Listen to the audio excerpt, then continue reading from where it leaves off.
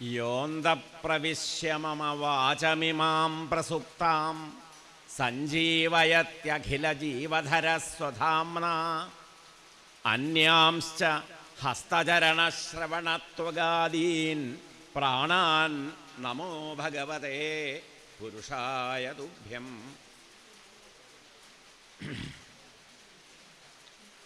ശ്രുതിസ്മൃതിപുരാണാനാം ആലയം കരുണാലയം നമാമി ഭഗവത്പാദശങ്കരം ലോകശങ്കരം.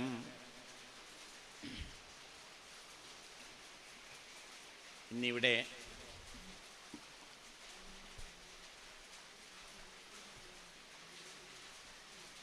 ഈ സമ്മേളനത്തിൻ്റെ ഉദ്ഘാടനം നിർവഹിച്ച പരമപൂജനീയായ സ്വാമിനി ദേവി ജ്ഞാന അഭപ്രതിഷ്ഠ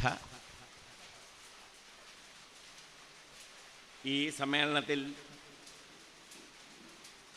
വേദ ഉച്ചാരണം കൊണ്ട് ധന്യമാക്കിയ എൻ്റെ പ്രിയ സുഹൃത്ത് കോതമംഗലം നമ്പൂതിരി,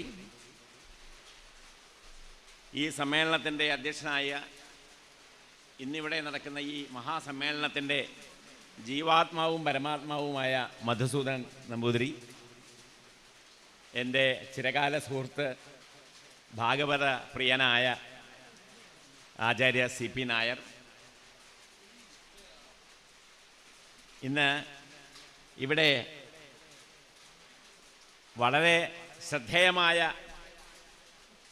ഒരു കർമ്മം കൊണ്ട് നമ്മുടെ എല്ലാവരുടെയും ആദരവിനും ഒക്കെ പാത്രമായ ശ്രീമതി അനീതാനന്ദ ഇവിടെ സ്വാഗതം പറഞ്ഞ സുഹൃത്ത് ശ്രീ മഹേഷ് നാരായണ ശർമ്മ, ശ്രീ അജയൻ നമ്പൂരി, ഇവിടെ എത്തിച്ചേർന്നിട്ടില്ലെങ്കിലും അടുത്ത് തന്നെ എത്തിച്ചേരും എന്ന് വിശ്വസിക്കുന്ന എൻ്റെ ചിരകാല സുഹൃത്തായ പ്രൊഫസർ വിശ്വനാഥൻ നമ്പൂരി, ത്രയീക്കോട്ടില്ലത്ത് ഇന്ന് നടക്കുന്ന ഈ മഹാസജ്ജന സംഗമത്തിൽ പങ്കെടുക്കാൻ ഭാഗ്യം സിദ്ധിച്ച നിങ്ങൾ ഓരോരുത്തരും എല്ലാവരോടും എൻ്റെ വിനീതമായ നമസ്കാരം അറിയിക്കുന്നു. വളരെ പ്രൗഢമായ ഒരു ആയിരുന്നു പൂജനീയ സ്വാമിനിയുടേത്. അന്തസ്സാര ഗർഭമായ വേദാന്ത രഹസ്യമായ ജീവിതത്തിൻ്റെ ആകത്തുകയായൊരു ഭാഷണം എന്നാണ് അതിനെ പറയേണ്ടത്. നമ്മുടെ സനാതനധർമ്മം നശിക്കുന്നില്ല എന്ന് മാത്രമല്ല, അത് കൂടുതൽ കൂടുതൽ തെളിഞ്ഞു വരുന്നു കാലഘട്ടത്തിലൂടെ എന്നുള്ളതിൻ്റെ ഒരു നിദർശനം കൂടിയാണ് ഇന്നത്തെ ഈ സമ്മേളനവും ഇന്നത്തെ ഈ സ്വാമിനിയുടെ ഇവിടെയുള്ള പ്രഭാഷണവും. ഈ ത്രയീക്കോട്ടില്ലം ഇതൊരു തുറവാണ് എന്ന് പറഞ്ഞു. തുറവ് വാസ്തവത്തിൽ ഏറ്റവും അവസാനം സംഭവിക്കുന്നതാണ്. സന്യാസമാണല്ലോ തുറവ്. ആ സന്യാസത്തിലേക്ക് എത്തുന്നത് ധർമ്മം, അർത്ഥം, കാമം ഇതൊക്കെ കടന്നിട്ടാണ്. ആദ്യത്തെ ഗോപുരങ്ങളാണ് പുരുഷാർത്ഥ രൂപത്തിൽ ധർമ്മവും പിന്നെ അർത്ഥവും പിന്നെ കാമവും ഒക്കെ വരുന്നത്. അതിൽ കൂടെ കടന്ന അവസാനമാണ് ഈ തുറവിലെത്തുന്നത്. അങ്ങനെ ഏറ്റവും അവസാനം എത്തിപ്പെടേണ്ട ആശ്രയ കേന്ദ്രമായിട്ടാണ് തുറവക്കോട്ട്. അപ്പോൾ അറിവിൻ്റെ ഏറ്റവും അവസാനത്തെ കേന്ദ്രമായിട്ട് ഈ ഇല്ലം കാലാകാലങ്ങളായി നിലനിന്നിരുന്നു എന്ന് അതിൻ്റെ പേരുകൊണ്ട് തന്നെ സൂചിപ്പിക്കപ്പെടുന്നു. ത്രയീ എന്നിവിടെ പറഞ്ഞപ്പോൾ പറഞ്ഞു 3 വേദങ്ങളാണ്. ഋക്ക്, യജുസ്, സാമം. ത്രയീ വിദ്യ എന്നാ പറയാ. 4 വേദം ഉണ്ടെങ്കിലും അഥർവവേദം പൂർണ്ണമായും ഈ ബ്രഹ്മത്തെ മാത്രം പ്രതിപാദിക്കുന്ന ഒരു വേദമല്ല എന്നുള്ളതുകൊണ്ട് അതിന് കുറച്ച് പണ്ടേകാലം മുതൽക്ക് തന്നെ പതിത്വം കൽപ്പിച്ചു.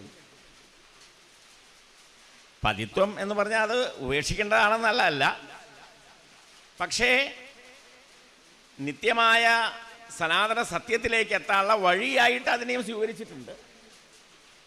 പക്ഷേ സനാതനമായ ധർമ്മം ഏത് എന്ന് ചോദിച്ചാൽ അത് 3 വേദങ്ങളെയാണ്. ധർമ്മം, അർത്ഥം, കാമം.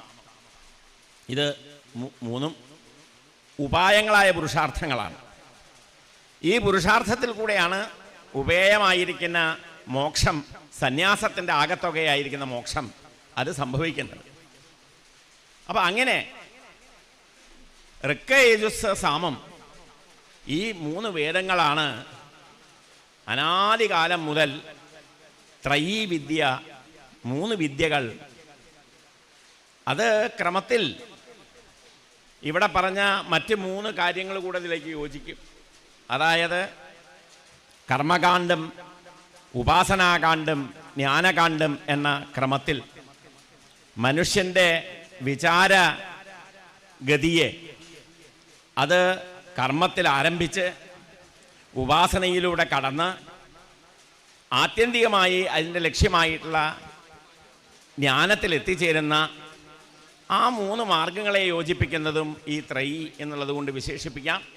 അപ്പം ഈ മാർഗങ്ങൾ, അതിൻ്റെ പരമമായിരിക്കുന്ന, അതിനെ പ്രതിപാദിക്കുന്ന വേദമായിട്ടുള്ള മറ്റേ ഋക്ക്, യജുസ്, സാമം, ഇതെല്ലാം, അപ്പം ഇതിനെല്ലാം യോജിപ്പിക്കാവുന്നതാണ് ഈ ത്രയീകോട് എന്ന് പറയുന്ന ഈ ഇല്ലത്തിൻ്റെ പേര്.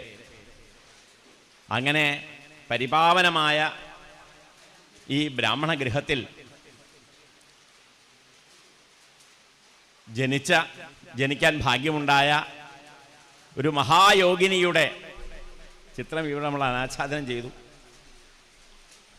വേദം പൊതുവെ പുരുഷന്മാർക്ക് മാത്രം പറഞ്ഞു വെച്ചൊരു സംഗതിയാണെന്നുള്ളത് ഒരു ആളുകളുടെ ഇടയിൽ ഒരു തെറ്റിദ്ധാരണയുണ്ട്.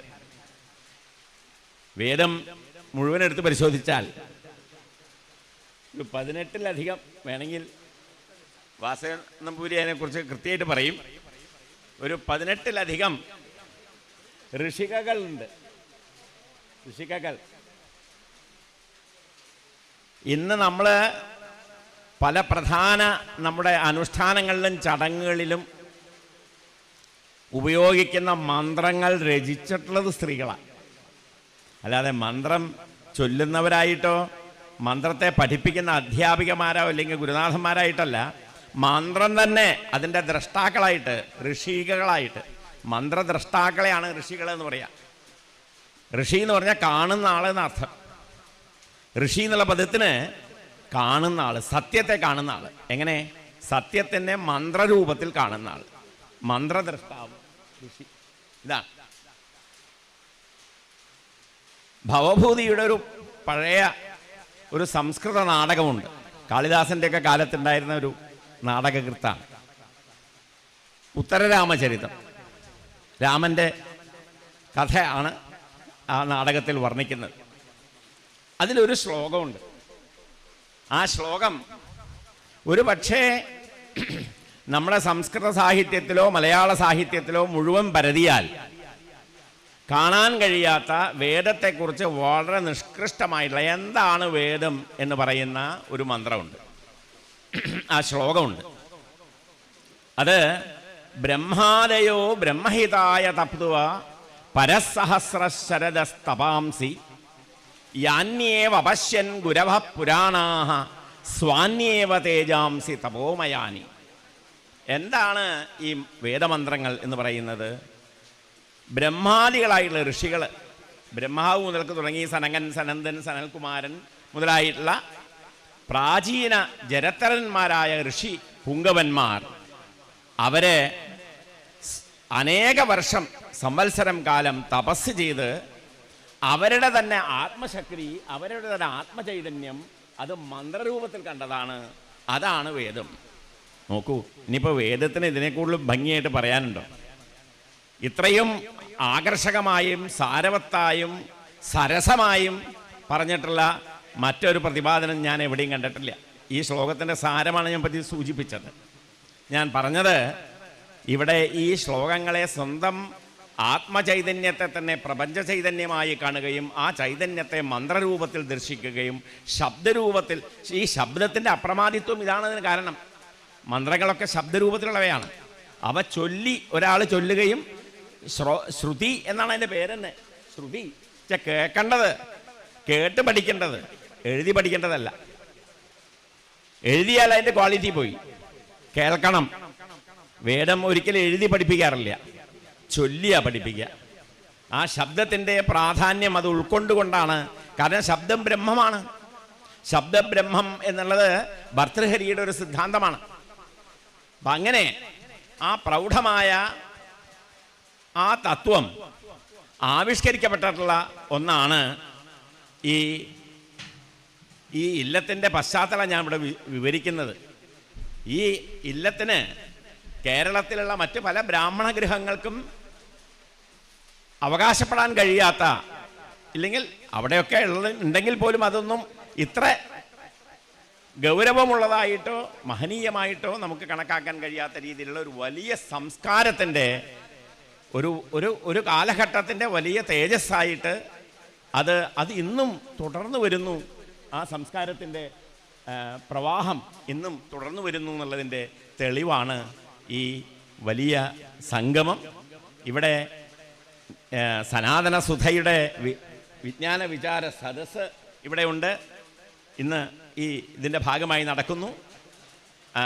ആത്മയോഗിനി അമ്മയുടെ ഈ പരമഹംസന്മാരിൽ ഏറ്റവും വേണമെങ്കിൽ ഇവിടുത്തെ വിവേകാനന്ദനെ കുറിച്ചും ഇപ്പം ഞാൻ ഇത് സ്വാമിനിയുടെ പ്രഭാഷണം കേട്ടപ്പോൾ അപ്പം എൻ്റെ മനസ്സിൽ തോന്നിയതാണ്. വാസ്തവത്തിൽ നമ്മുടെ പ്രാചീന ഋഷിമാരും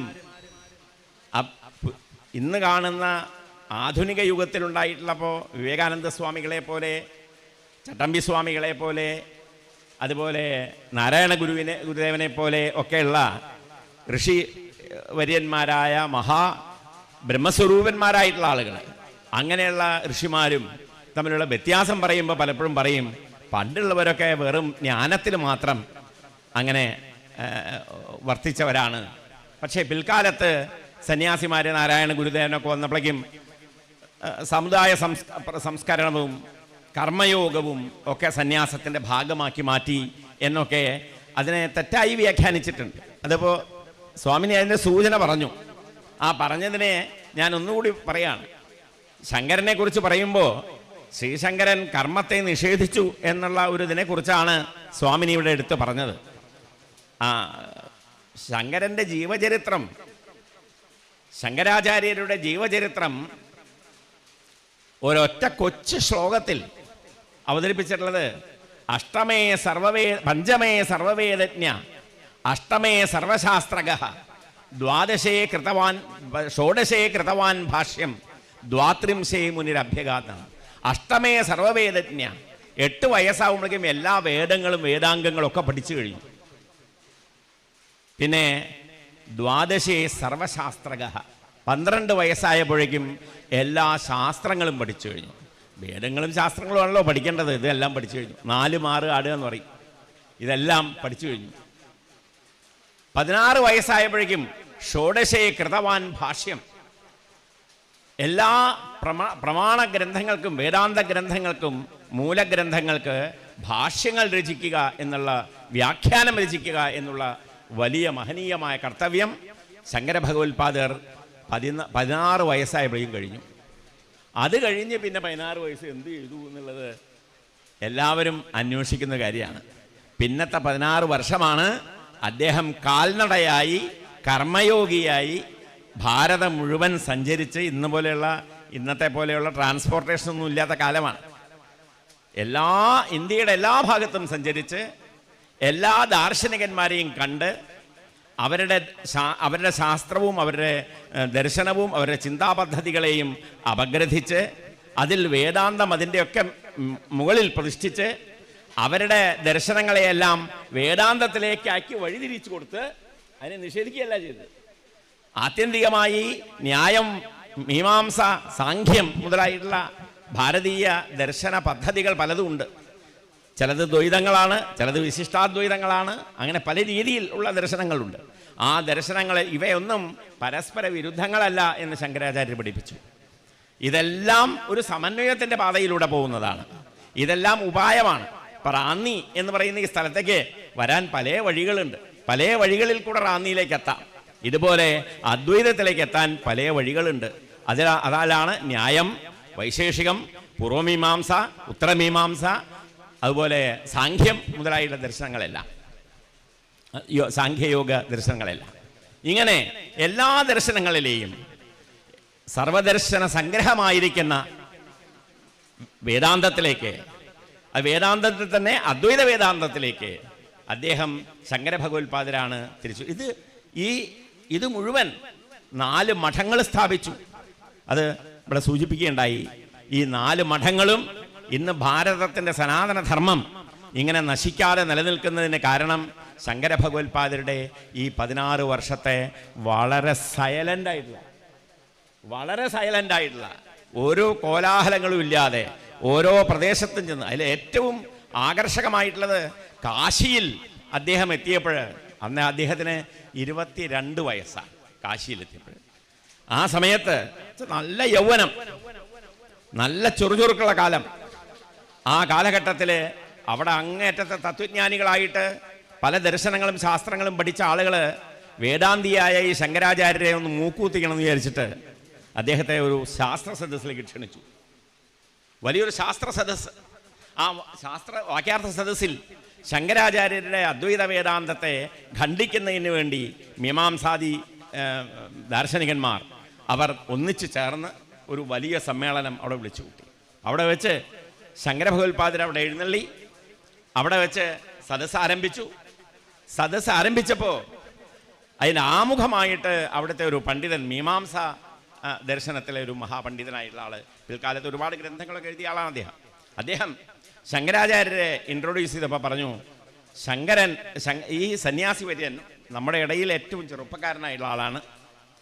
പക്ഷെ അദ്ദേഹത്തിന് യൗവനത്തിൻ്റെ ഒരു ചെറിയ ഒരു മദം, ഒരു അഹങ്കാരം അദ്ദേഹത്തിന് ഉണ്ടെന്ന് തോന്നുന്നു. കാരണം അദ്ദേഹം സ്വയം തന്നെ വിശേഷിപ്പിക്കുന്നത് ജഗദ്ഗുരു എന്നാണ്.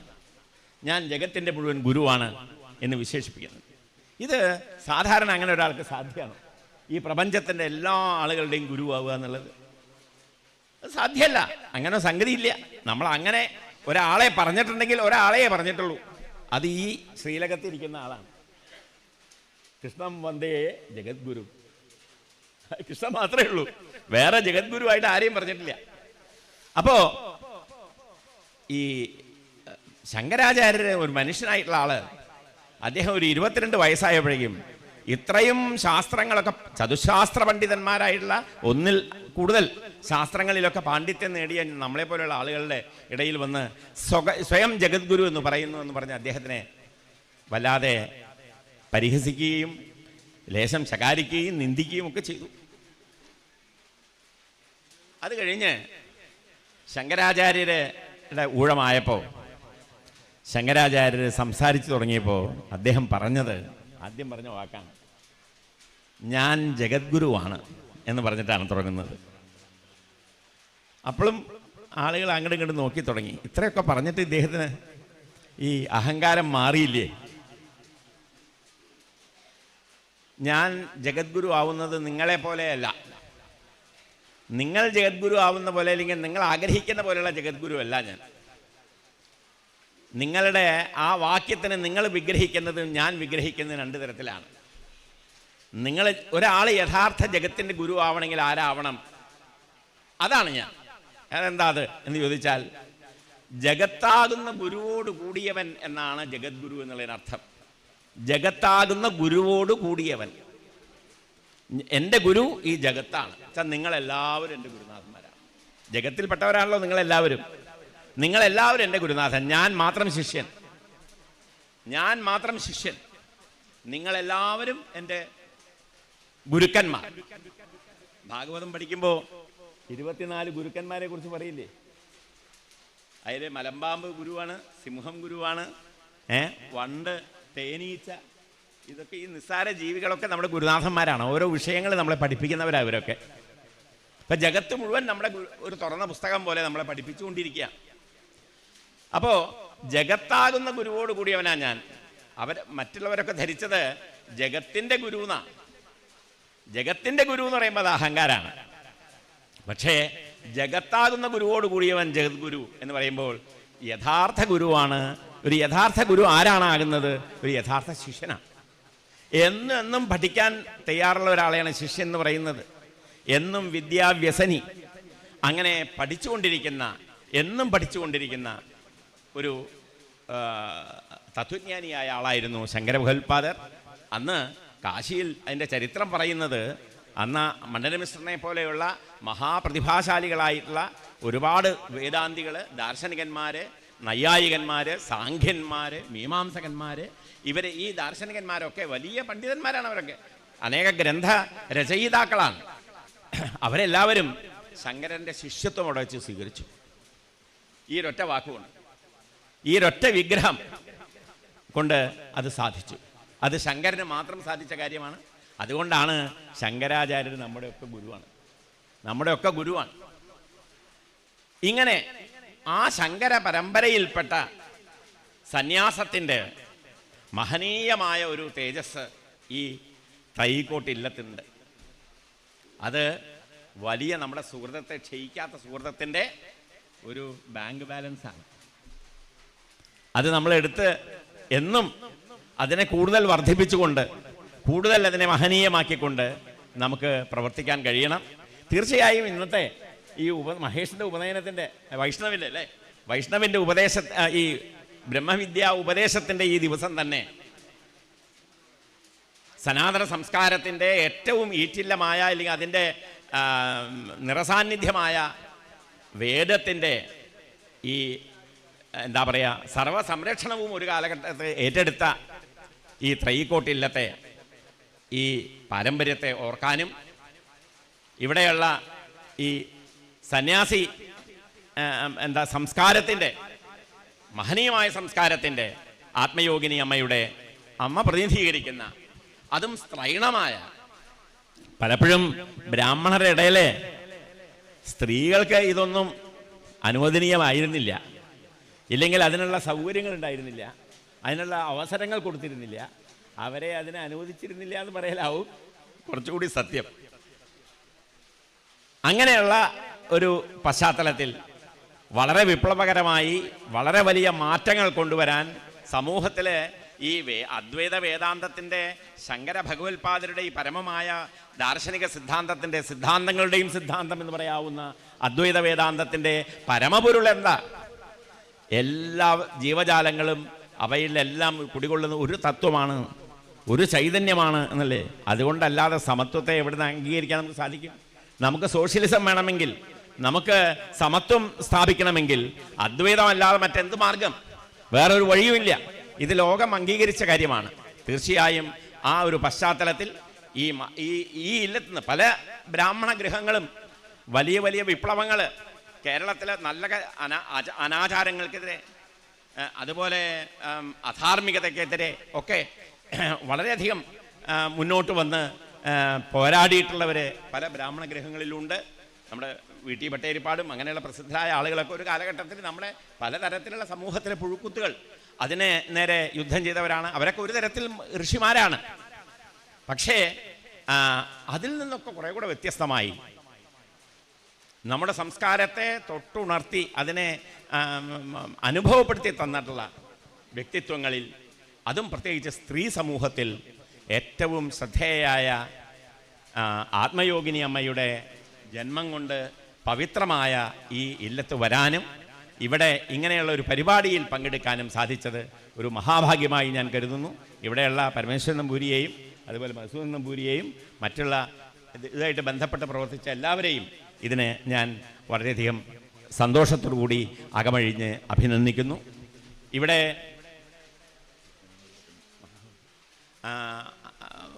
ഒരു കാര്യം പറയാൻ വിടരുതെന്ന് അദ്ദേഹം പറയായിരുന്നു, അല്ല അതിലേക്ക് വരികയായിരുന്നു. സനാതന സുധയുടെ പ്രവർത്തനത്തിൻ്റെ കാര്യം കൂടിയും ഇതിൻ്റെ ഭാഗമായിട്ടുണ്ട്. നമുക്കറിയാം, അതിൻ്റെ വിജ്ഞാന വിചാര സദസ്സ് അതിൻ്റെയൊക്കെ ഭാഗമായാണ് ഇതെല്ലാം നടക്കുന്നത്. ഈ ചർച്ചകളെല്ലാം അതിൻ്റെ ഭാഗമാണ്. ഇത് ഇവിടെ ഇപ്പോൾ ഇത് കേന്ദ്രമാക്കിക്കൊണ്ട് ചെയ്തു എന്ന് മാത്രമേ ഉള്ളൂ. ഇത് കേരളത്തിൻ്റെ പല ഭാഗത്തും നടക്കുന്നുണ്ട്. ഈ സനാതന സുധയുടെ തന്നെ ചർച്ചകൾ പല ഭാഗങ്ങളിലും നടക്കുന്നുണ്ട്. അതെല്ലാം വളരെ ശ്രദ്ധേയമായ ചർച്ചകളാണ്. അതിനെക്കുറിച്ച് ഈ സനാതന സുധ എന്ന് പറയുന്ന ആ ഗ്രന്ഥത്തെ തന്നെ അതിൻ്റെ ഇത്രയും കാലം നടന്ന ഈ ചർച്ചയുടെ പരിണതഫലമായിട്ടുള്ള ഈ ഗ്രന്ഥരത്നം എന്നാണ് ഞാൻ വിശേഷിപ്പിക്കേണ്ടത്. ആ ഗ്രന്ഥരത്നത്തിൻ്റെ ചർച്ചകൾ പല ഭാഗത്ത് നടക്കുന്നുണ്ട്. അതിൻ്റെ പ്രവർത്തനങ്ങൾക്കും മുൻകൈയെടുത്ത ഈ സജ്ജനങ്ങളെ, അതിൻ്റെ തൽപരരായ എല്ലാവരെയും അനുമോദിക്കുന്നു. ഇവിടെ ഏറ്റവും പ്രധാനമായ കാര്യം ഞാൻ നിർവഹിച്ചത് ഈ ഹരിനാമ കീർത്തനമാണ്. ഹരിനാമ കീർത്തനത്തിൻ്റെ മലയാള നല്ലൊരു പഠനവും വ്യാഖ്യാനവും ഇവിടെ തയ്യാറാക്കിയ അത് അനീതാനന്ദ നല്ല പ്രയത്നം ചെയ്തിട്ടുണ്ട് അതിൽ എന്ന് കാണുന്നതിൽ വളരെയധികം സന്തോഷം. ഈ ഹരിനാമ കീർത്തനം മലയാളത്തിലുള്ള ഇത്രയും ചെറിയൊരു കൃതി ഇത്രയധികം വ്യാഖ്യാനിക്കാണ്ടോ എന്ന് തോന്നുന്നു. ഈ കൃതി ഇത്രയധികം വ്യാഖ്യാനിക്കണ്ടോ? ഇപ്പം ശങ്കരനൊക്കെ എത്രയെത്രയോ ഉപനിഷത്തുകൾ, എത്രയെത്രയോ പ്രസ്ഥാന ഗ്രന്ഥങ്ങൾ, പ്രകരണ ഗ്രന്ഥങ്ങൾ ഇതൊക്കെ എഴുതുകയും വ്യാഖ്യാനിക്കുകയൊക്കെ ചെയ്തിട്ടുള്ള ഇതിൻ്റെ എല്ലാം സാരസംഗ്രഹമായിട്ടുള്ള ഒന്നാണ്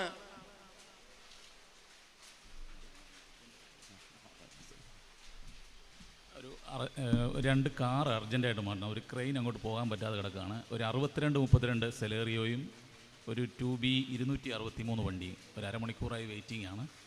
62-32 അതുപോലെ 2B 263 രണ്ടും അത്യാവശ്യമായിട്ടൊന്ന് മാറ്റി തരണം. അപ്പോൾ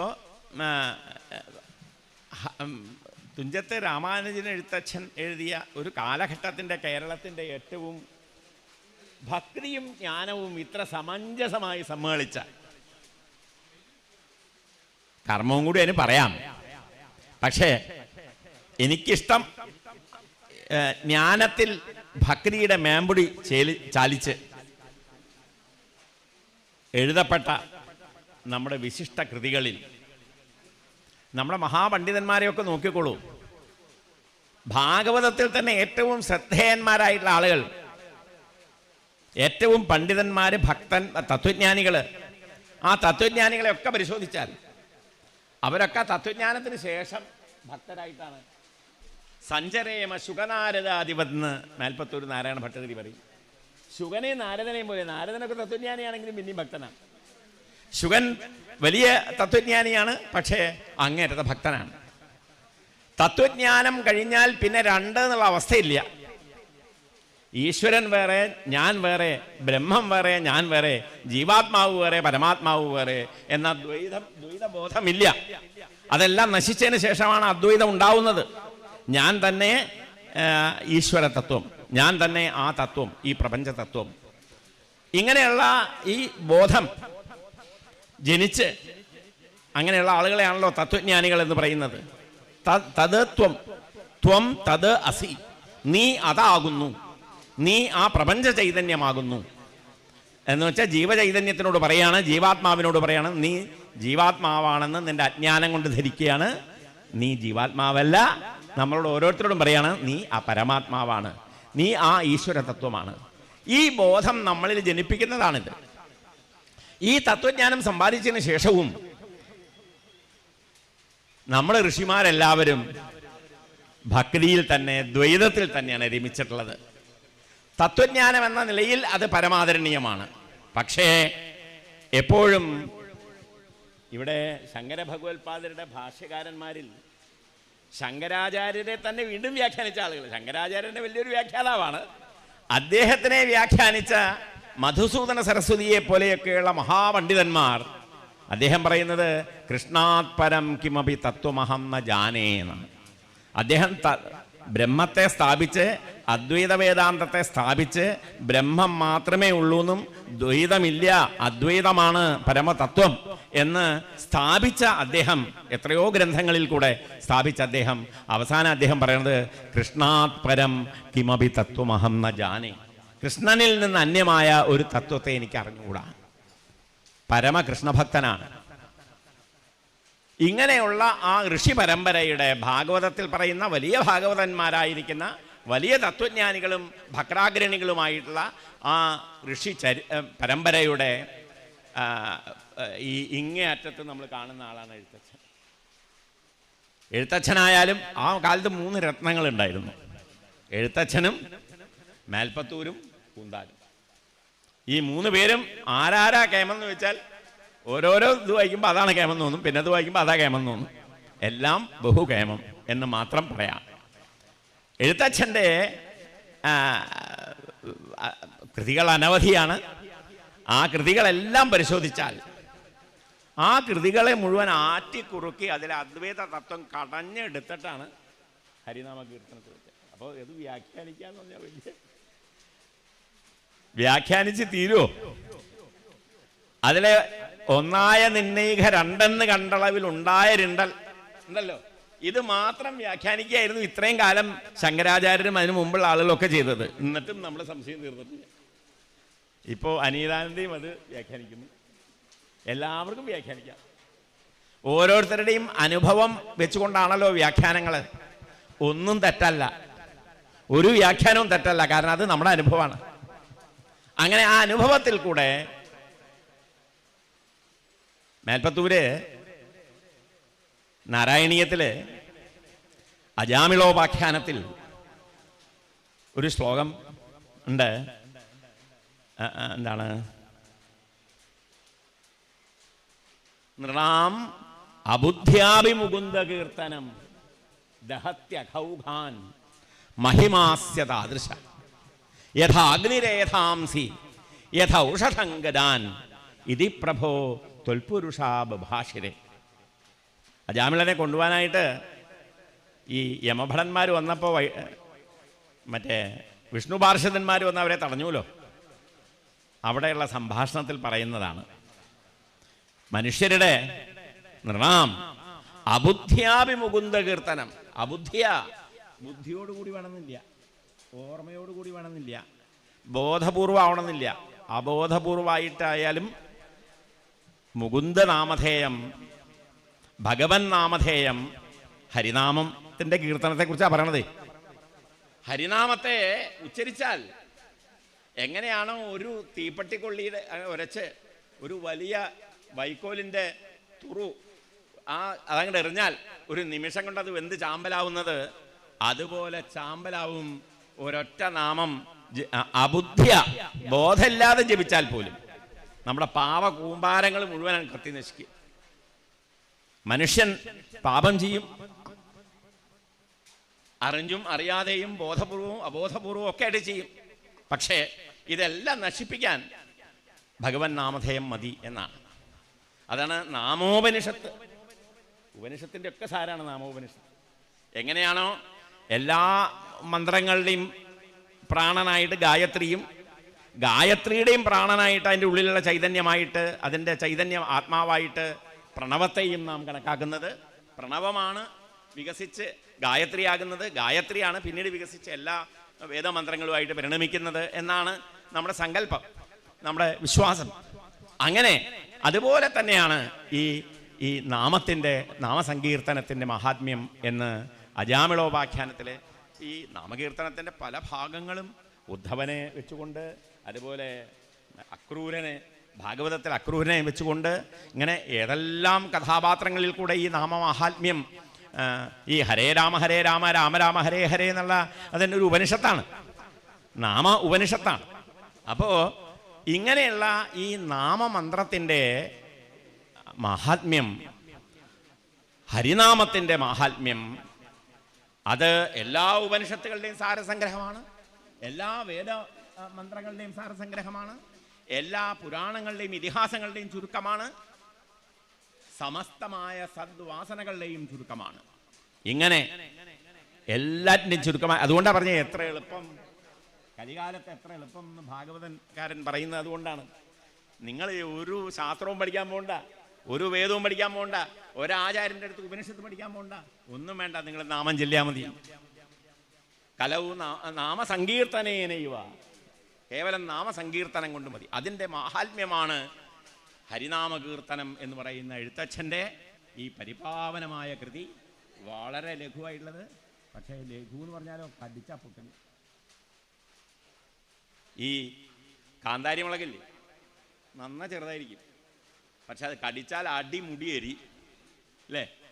അതേപോലെയാണ് ഹരിനാമ കീർത്തനത്തിലെ ഓരോ ശ്ലോകവും. അത് അത്ര വ്യാഖ്യാനിച്ചാലും തീരാത്ത ആ കൃതി. ഇനിയും അതിന് വ്യാഖ്യാനങ്ങൾ ഉണ്ടായിക്കൊണ്ടിരിക്കും. ഇതുപോലെ തന്നെയാണ് ഭഗവത്ഗീതയുടെ കഥ, ഇതുപോലെ തന്നെയാണ് പല ഉപനിഷത്തുകളുടെയും കഥ. വ്യാഖ്യാനിച്ചാലും തീരില്ല, എത്രയും വേണമെങ്കിൽ വ്യാഖ്യാനിക്കാം. മാത്രമല്ല, ഈ പുതിയ വ്യാഖ്യാനങ്ങൾ ഉണ്ടാവുന്നത് നമ്മുടെ ഓരോരുത്തരും ഓരോ അനുഭവങ്ങൾ ഉണ്ടാകുമ്പോഴാണ്.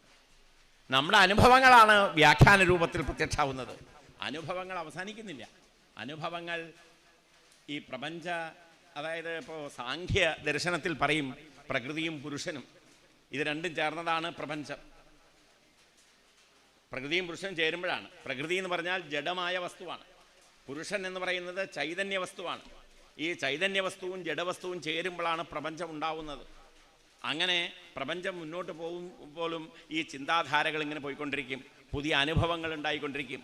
ഈ അനുഭവങ്ങളുടെ സന്തതികളാണ്, ഈ അനുഭവ പരമ്പരകളുടെ പ്രഭാവമാണ് നമ്മുടെ പുതിയ ഭാഷ്യരചനയ്ക്ക് മുഴുവൻ വിഷയമായിട്ടുള്ളത് എന്ന് നാം മനസ്സിലാക്കണം. അങ്ങനെയുള്ളതായിരിക്കുന്ന ഇനിയും ഹരിനാമ കീർത്തനത്തിന് പുതിയ പഠനങ്ങൾ ഉണ്ടാവും. പക്ഷേ ഇവിടെ ഇന്ന് പ്രകാശനം ചെയ്ത ഇത് പല വ്യാഖ്യാനങ്ങളും ഞാൻ വായിച്ചു നോക്കിയിട്ടുണ്ട്.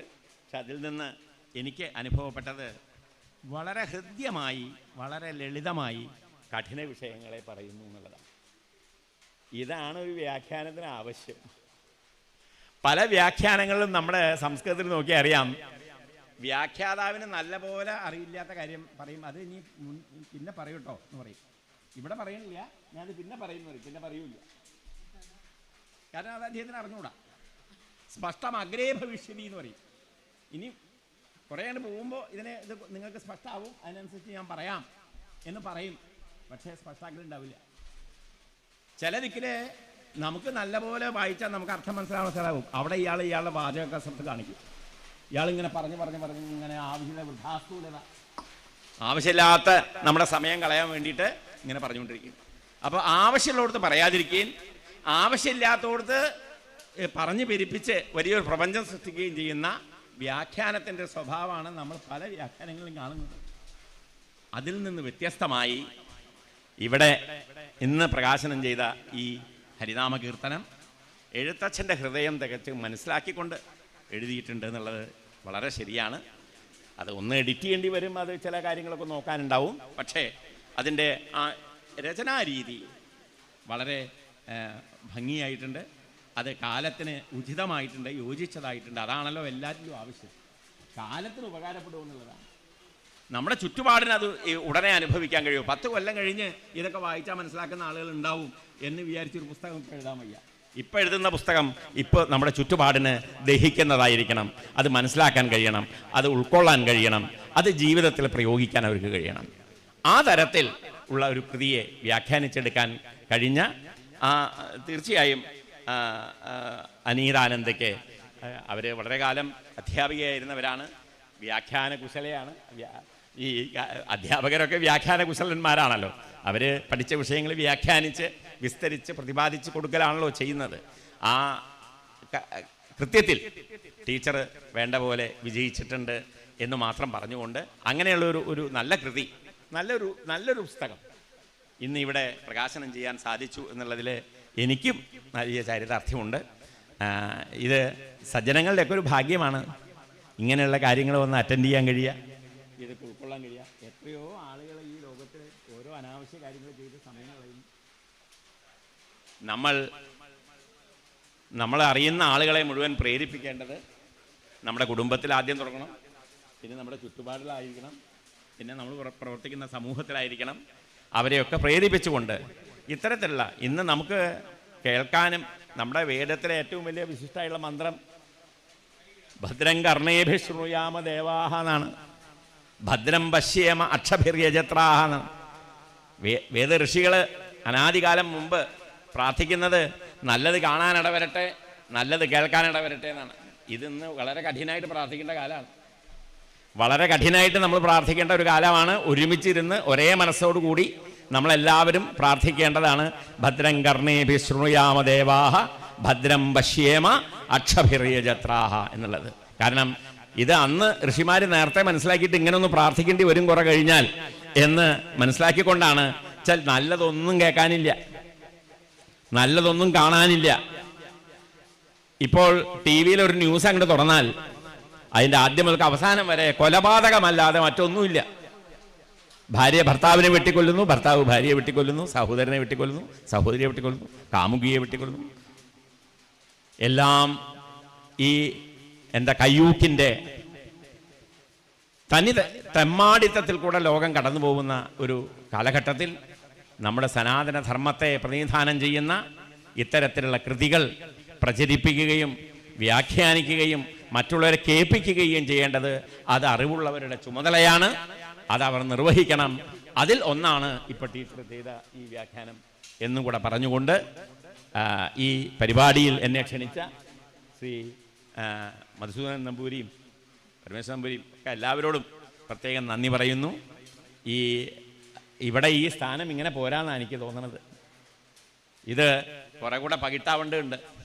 നമ്മൾ ഈ ബ്രാഹ്മണരെ നമ്മുടെ ഒരു കുഴപ്പം പൊതുവെ ബ്രാഹ്മണരെന്ന് മാത്രമല്ല, ഒരു സമൂഹത്തിൽ ശ്രേണീബദ്ധമായിട്ട് നോക്കിയാൽ സവർണരായ കുറേ ആളുകൾ, ഇപ്പം ഇത് ജാതി മതമൊന്നും പറയലല്ല, പൊതുവെയുള്ള ഒരു നമ്മുടെ ഒരു സവർണ സമുദായങ്ങളുടെ സ്വഭാവം നമുക്കുള്ള കഴിവ് തന്നെ നമ്മൾ പ്രകടിപ്പിക്കില്ല, നമ്മളതൊന്നും പറയില്ല, അതൊന്നും ആരോടും ശോഭിപ്പിക്കില്ല. അതൊക്കെ ഒരു ആത്മഗുണഘോഷണമായിട്ട് ആളുകൾ തെറ്റിദ്ധരിച്ചാലോ എന്ന് പേടിച്ചിട്ട്, ആത്മപ്രശംസയാണോ തെറ്റിദ്ധരിച്ച് അങ്ങനെ ആയാലോ എന്നൊക്കെ പേടിച്ച് പറയാതിരിക്കും. പക്ഷേ നമുക്ക് നമ്മുടെ കുടുംബത്തിൻ്റെ ഇത്തരത്തിലുള്ള മാഹാത്മ്യങ്ങൾ ഇതൊക്കെ ഒരു സാംസ്കാരിക മുദ്രയാണ്, ഒരു ചരിത്രത്തിലെ ഏറ്റവും ജ്വലിക്കുന്ന ചില കണ്ണികളാണ്.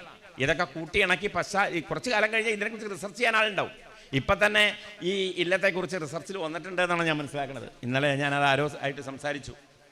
ഈ നമ്മുടെ വേദാന്തപരമായിട്ടുള്ള കേരളത്തിൻ്റെ സംഭാവനകളെക്കുറിച്ച് ചർച്ച ചെയ്യുമ്പോൾ ത്രൈക്കോട്ട് ഇല്ലത്തിനും അതിൻ്റേതായ ഒരു സംഭാവനയുണ്ട് എന്ന്, അതും പ്രത്യേകിച്ച് സ്ത്രീ പ്രാതിനിധ്യത്തിൽ കൊണ്ട് വെച്ച് പറയുമ്പോൾ വലിയ പ്രാധാന്യമുണ്ട് എന്നുള്ളത് അത് നമുക്ക് തിരിച്ചറിയാൻ കഴിയണം, അത് ഉൾക്കൊള്ളാൻ കഴിയണം.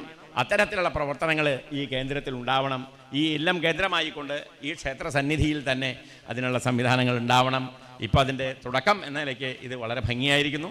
ഇത് കൂടുതൽ ഭംഗിയായിട്ട് നമ്മുടെ നാടിൻ്റെ മേന്മയ്ക്ക് വേണ്ടി, മംഗളകരമായിരിക്കുന്ന ഒരു ജീവിതചര്യയ്ക്ക് വേണ്ടിയിട്ട്, സമാധാനപൂർണ്ണമായിരിക്കുന്ന ഒരു ജീവിതചര്യയ്ക്ക് വേണ്ടി ഇത് ഉണ്ടാകട്ടെ, ഇത് അങ്ങനെ ഉണ്ടാകണം എന്ന് പ്രാർത്ഥിച്ചുകൊണ്ട് എന്നെ ഇതിനു വേണ്ടി ക്ഷണിച്ച നിങ്ങളെ ഓരോരുത്തരോടും നന്ദി പറഞ്ഞുകൊണ്ട് ഉപസംഹരിക്കുന്നു. നമസ്കാരം.